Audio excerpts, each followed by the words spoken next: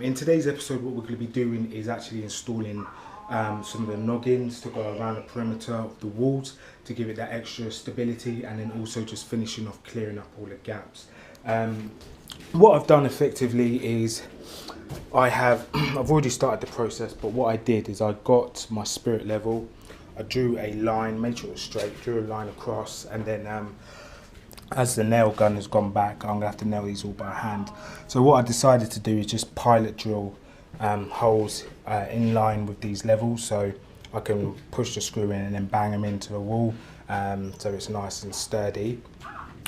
Alternative method that you can do is perhaps get an off cut, a nice long off cut, and then when you're putting it in, then as you're going along, you sort of put it in, you then get your joist, put it up to that, nail your joist into the walls, both sides, and then as you go along, all of your noggins will be the exact same height because you've leveled it off the same joist. But yeah, each to their own. It's quite straightforward. It doesn't even have to be level. It's not going to be seen. They're just designed to help pull the walls straight or keep them straight over the years. So really doesn't matter. You can have one down there, one up there, one down there. I don't think it's going to make that much of a difference, but obviously the tighter they are, then the less likely they are to shift because they're being supported all the way along from each angle. So what I'm going to do is now just get some nails, hammer these home, and then continue on around the perimeter as we go along.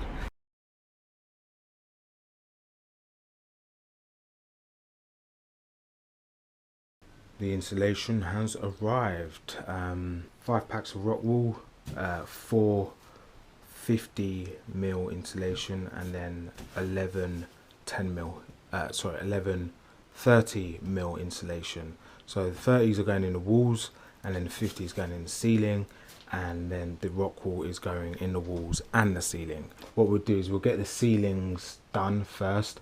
I've already, as you can see, I've already drilled my holes for the cables to run through, so just makes it easier. So I've got more wriggle room when I'm feeding the cables through. So what we're going to be using is a hand saw. We're going to give that a try. If not, then we might use a jigsaw. You can get jigsaws with purpose-built blades for insulation, but we're going to give it a handsaw first. I know it's going to create a bit of dust because it has created all that dust just from those bits over there, but we're going to try and get a perfect fit where possible.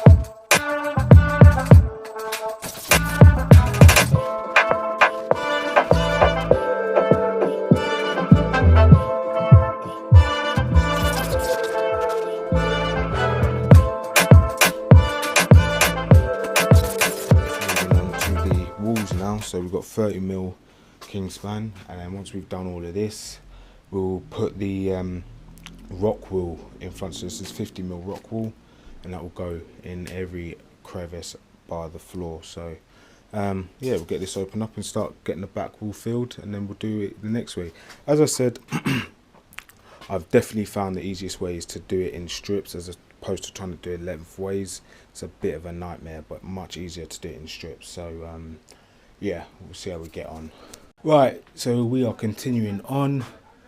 This is quite a long, tedious job, having to literally do each slot, but definitely will make a difference on how cool and how warm it gets in the summer and the winter, etc., and regulating the temperature. In the meantime though, as part of the electrics, I was wanting to get this HDMI cable installed. Now initially what I was going to do is I was going to drill it through the ceiling, And I thought, no, I'm not going to do that. Then I was going to drill it down the side of the wall. And then I thought, no, I'm not going to do that. And the reason being is because of the size of the head. Now, obviously, I can't disconnect it and then reconnect it. My IT skills don't work that well. So, alternative methods now. I know a lot of you are going to be like, no, don't do it, no. But as the roof is slanted, it means that the front of this joist doesn't quite sit flush with the front because it leans on the back and then slopes upwards. So what I'm going to do is I'm going to take a slight notch out of here, out of each one, and then I'm going to slot the cable under and have it run along there. Purely because I just didn't want to drill these oversized holes. I started drilling it on one of them, and I just thought, no, I'm not doing that, because I really just didn't want to.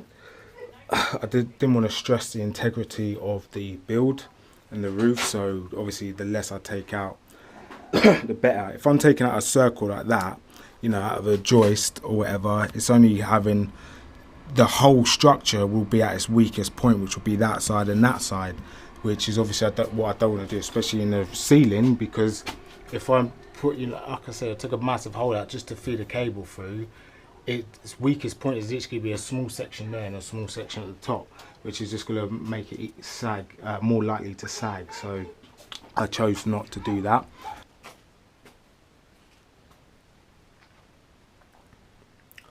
So we're getting there. Just got to finish off the bottom of that wall. Then we've got to do this section, cross section down, and then this section. I've got a feeling I've probably ordered too much insulation, maybe a sheet or two. Just so you know, I've got this insulation from Insulation for Less online, and they were really valuable in comparisons to local shops. Even though apparently when the guy came, he said they kind of get it from local traders like Travis Perkins, etc. But the cost is so much less. I think these 50mm rock walls, they were about £20 a bag, and then these sheets were about £20 a sheet as well. So they weren't too bad in comparison to sort of B&Q and other on retailers on the high street, etc. You're looking at sort of £40 to £50 a sheet there, and then £50 a bag here. So massive savings there. So definitely recommend checking them out. I'm not sponsored by them or anything, but so far great customer service, great delivery service from them as well. So why not give them a shout out? Right guys, so insulation, or the PIR, is complete. So I've moved all the rock wool out here so I can start clearing up, and then I'm going to get the spray foam insulation and then go through all of the little gaps. So wherever there's any tiny little gaps, just get those filled. Really try and make it airtight as possible, because that will definitely help towards the soundproofing, because we're building up the layers, so we want to minimize the leakage. So there's going to be a couple of ones where there's just not enough at all. So got to tidy up, then get the spray foam, get that done, and then what we'll do, get the conduit and start running the cables in for the electrics, but that'll be a separate video.